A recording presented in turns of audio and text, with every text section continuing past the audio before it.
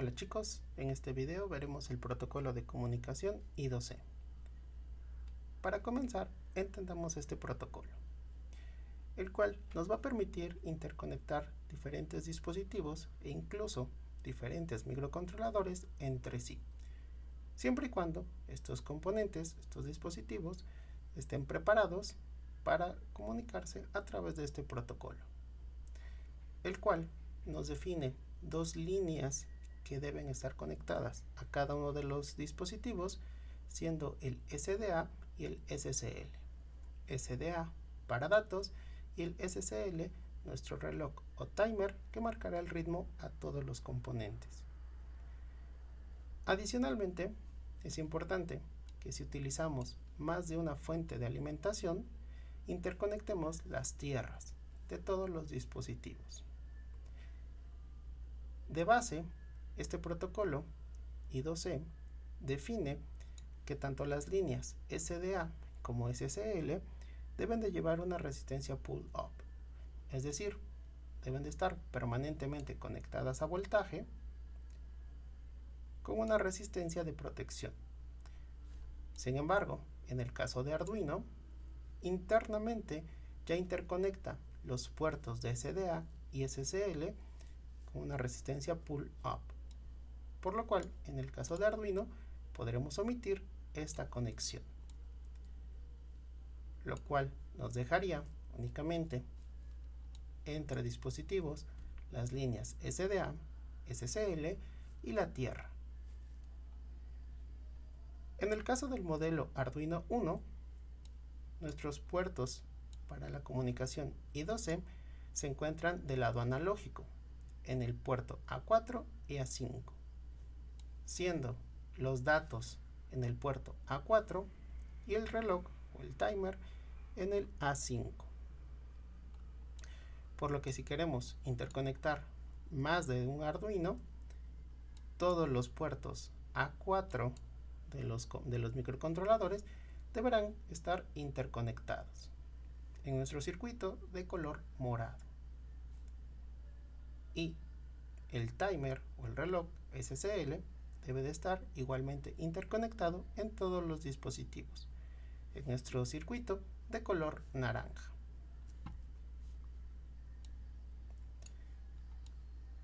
En este caso, el funcionamiento del protocolo I2C define a un microcontrolador, a un dispositivo, como el maestro, que será el encargado de controlar la comunicación. Para ello, existe un patrón de señal que combina el SDA y el SSL para, a través de las dos líneas, mandar una señal de aviso al resto de dispositivos que el dispositivo maestro va a hablar, para que todos los demás puedan estar alerta y recibir el mensaje si en dado caso el mensaje va para ese dispositivo. Los demás dispositivos, al recibir ese mensaje en esa secuencia de bits para comenzar a hablar, toman el rol de esclavos. Es importante mencionar que en el protocolo I2C, mientras no haya comunicación, todos los dispositivos toman un rol, digamos, neutro. Cuando alguno de ellos tiene la necesidad de enviar datos, habilitará o mandará esos bits de activación y tomará el rol de maestro. Todos los demás el rol de esclavos. Una vez terminada la comunicación, volvemos a ese estado neutro y queda libre el canal de comunicación para que otro dispositivo tome el rol de maestro y envíe sus datos.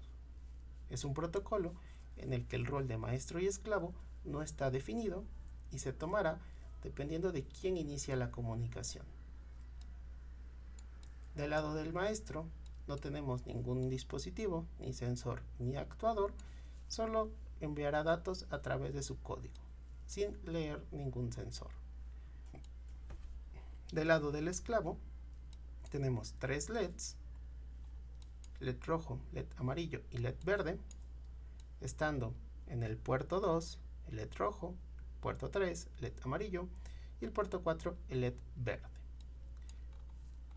que serán controlados su encendido y apagado desde el Arduino maestro. El Arduino esclavo solo se encargará de ejecutar las señales de las instrucciones mandadas por el maestro.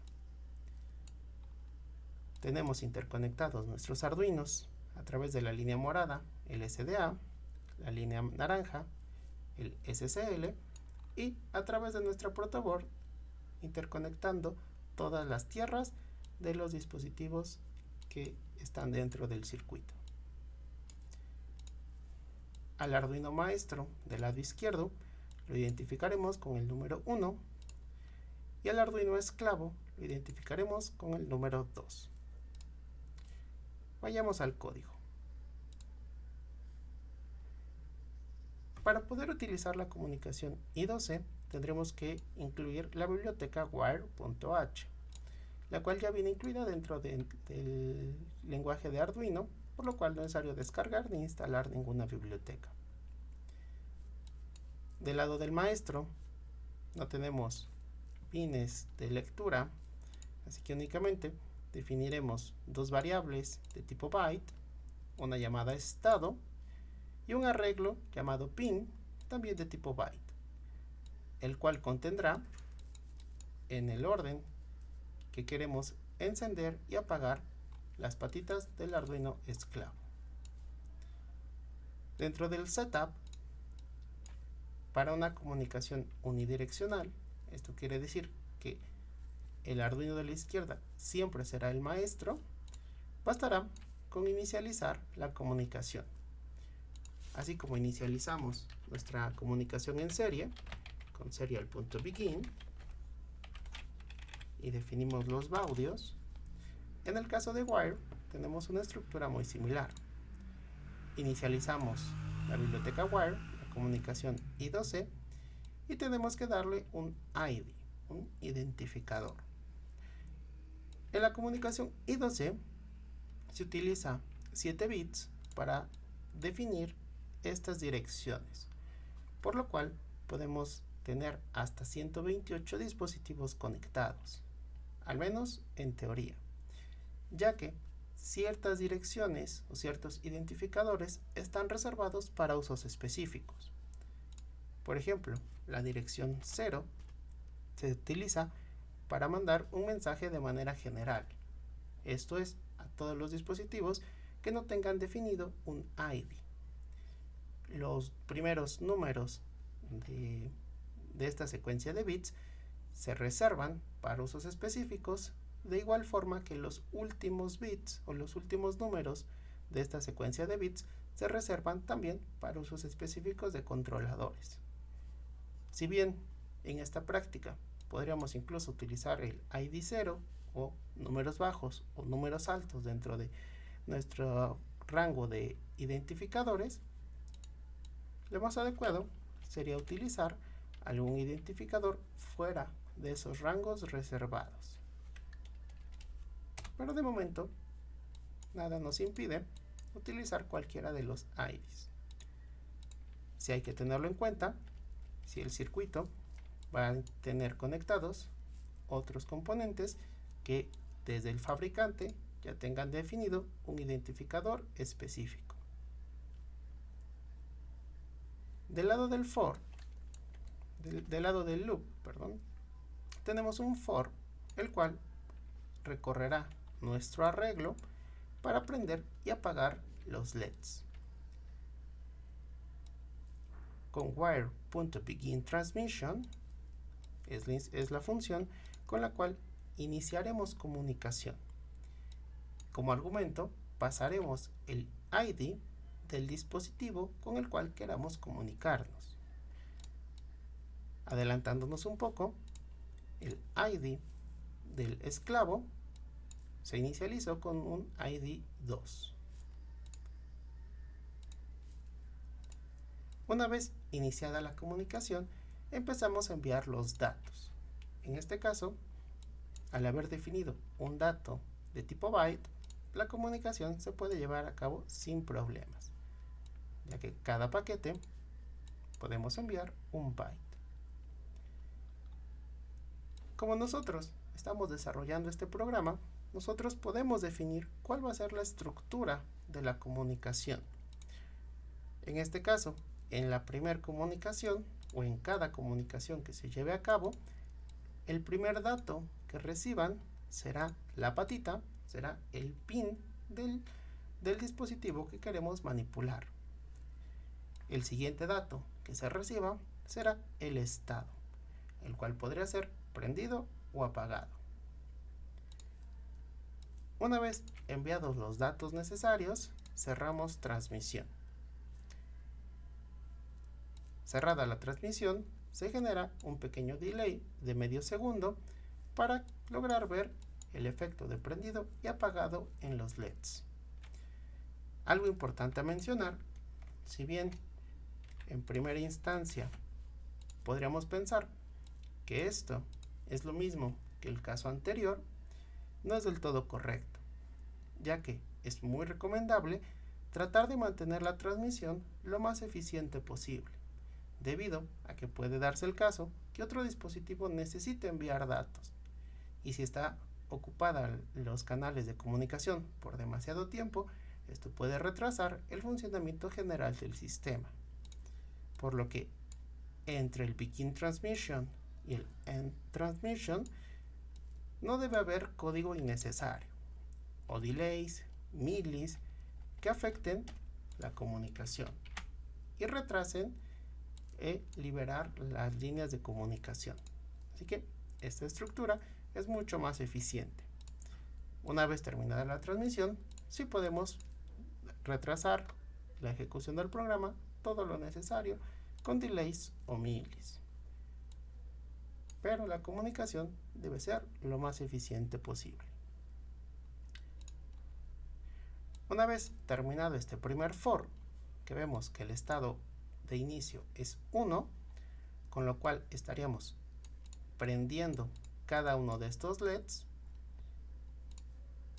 Tenemos un switch para la variable estado, con el cual cambiaremos de un 1 a un 0. Y si es 0, lo regresaremos a 1. Esto nos permitirá utilizar el mismo for tanto para prender como para apagar la secuencia de LEDs. Y por último, un delay de 1 segundo entre todo el loop completo. Es decir, primero se prenderán los LEDs uno por uno cada medio segundo, se esperará 1 segundo con todos los LEDs prendidos y ahora se comenzarán a apagar uno por uno cada medio segundo.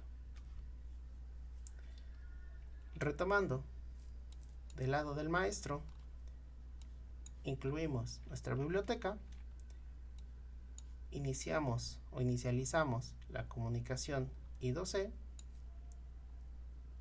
y definimos una estructura para la comunicación que vamos a tener, iniciando la transmisión con la función wire.beginTransmission, utilizando la función wire.write para crear cada uno de los paquetes que vamos a enviar y cerrando la comunicación con wire.endTransmission. El controlador que tome el rol de maestro deberá tener esta estructura. Pasando ahora del lado del esclavo, el Arduino 2, de igual forma se debe de incluir la biblioteca wire.h. Debemos inicializar nuestra comunicación definiéndole un ID. Es importante que el ID del maestro y del esclavo sean diferentes. Y el rol de esclavo lo definiremos con la función wire.onReceive, al cual le pasaremos como argumento el nombre de la función que se ejecutará cuando se reciba una comunicación. Esta función debe tener como valor de retorno void y tener como argumento una entrada de datos para poder recibir esa comunicación. El Arduino esclavo, al sí tener dispositivos de salida conectados en los puertos digitales, se definirán en modo salida. del 2 al 4. En el loop se dejó vacío, aunque se incluyó un delay para evitar que el loop esté ejecutándose una y otra vez sin líneas de código, pero perfectamente lo podríamos dejar sin nada, ya que el control de los dispositivos del Arduino esclavo será llevado a través de la comunicación I2C. Retomando la función que se ejecutará cuando se reciba una comunicación, en específico hacia el dispositivo con ID 2, se definieron dos variables, una para almacenar el dato de la patita a controlar y otra variable para almacenar el dato del estado para esa patita, que podría ser o prendido o apagado. Algo recomendable al ejecutar esta función es primero validar que la comunicación tenga la estructura esperada. Como nosotros estamos desarrollando este proyecto y utilizamos dos funciones wire.write del lado del maestro, eso quiere decir que todas las comunicaciones van a tener dos paquetes de datos. Del lado del esclavo, lo primero que hacemos es validar con la función wire.available que efectivamente tengamos dos datos esperando a ser leídos.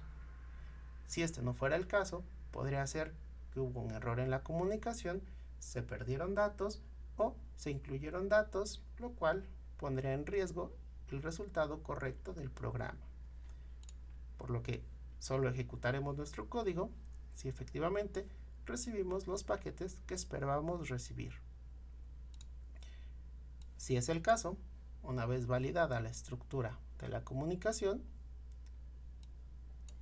con nuestra primera variable, obtendremos el primer dato enviado, que en este caso es el PIN. Podemos ver que el primer dato enviado efectivamente fue el PIN, por lo cual nuestra comunicación tiene una estructura de fila.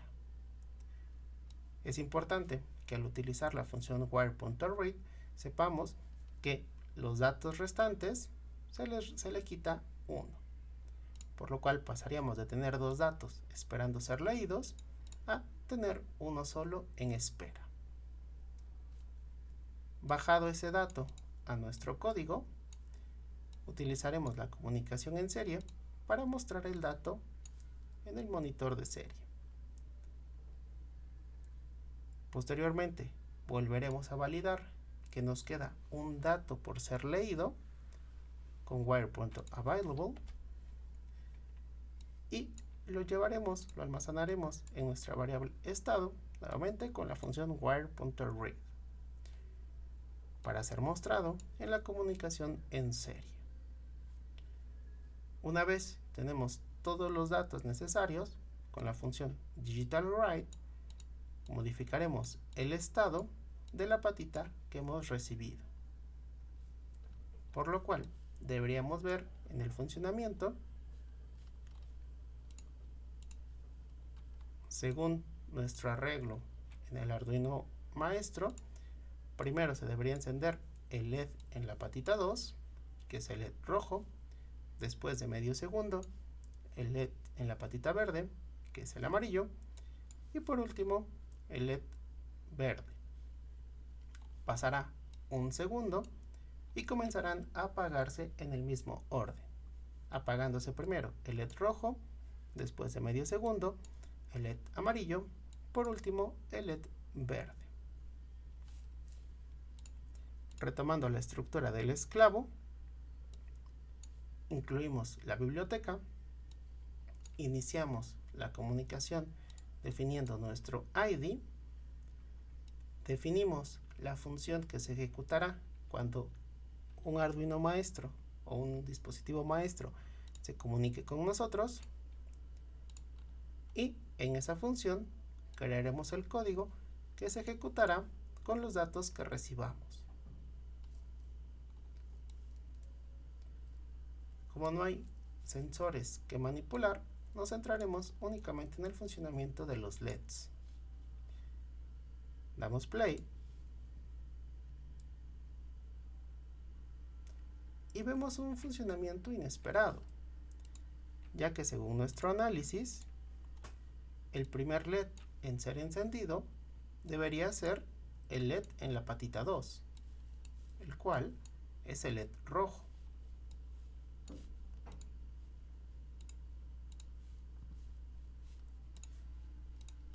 Lo monitorearemos de igual forma en la comunicación en serie, del lado del Arduino esclavo.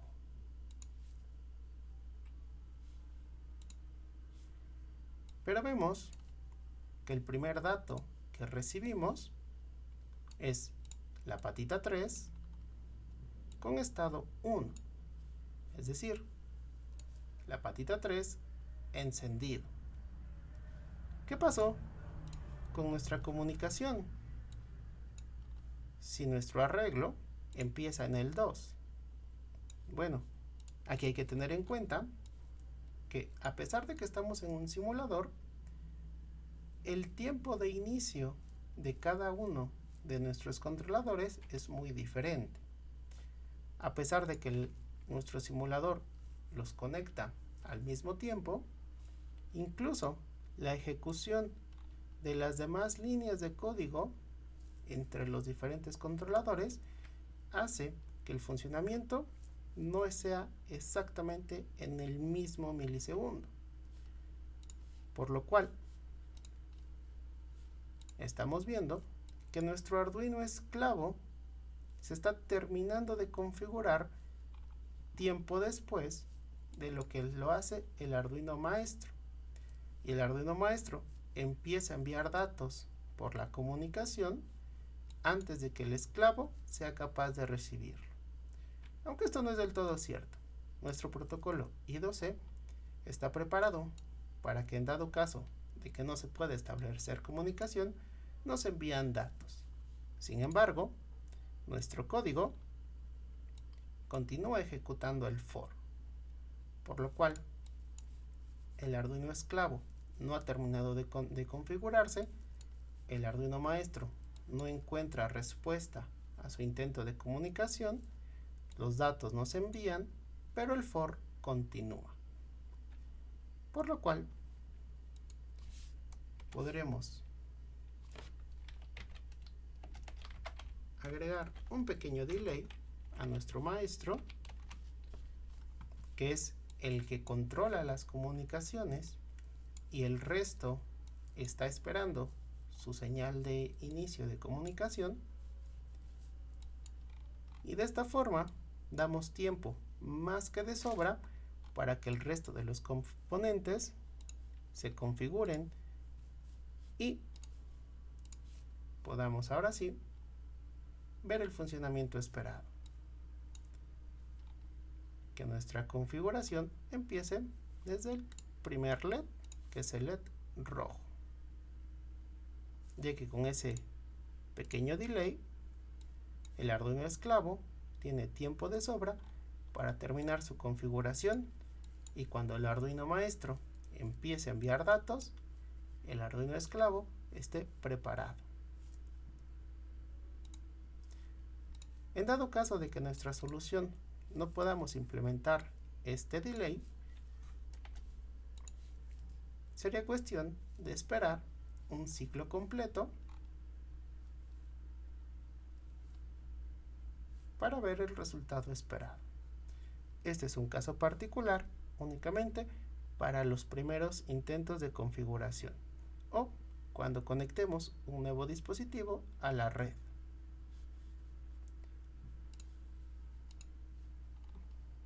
Antes de terminar, repasaremos de manera breve las configuraciones para cada uno de los dispositivos. El Arduino maestro debe de tener la biblioteca wire.h, iniciar la comunicación dándole un ID. Para iniciar comunicación lo haremos con wire.beginTransmission. Cada dato lo enviaremos de manera individual dentro de la misma comunicación con wire.write. y cerraremos la comunicación con wire.endTransmission. Del lado de los esclavos, incluimos la biblioteca wire.h, lo inicializamos con un ID diferente, definimos con wire_onReceive la función que se ejecutará al momento de establecer comunicación, y en nuestra función definiremos las acciones realizadas con los datos que recibamos. Como esta función se ejecutará cuando suceda la comunicación, podemos omitir el loop, o podríamos estar realizando otro proceso independiente a la recepción de datos.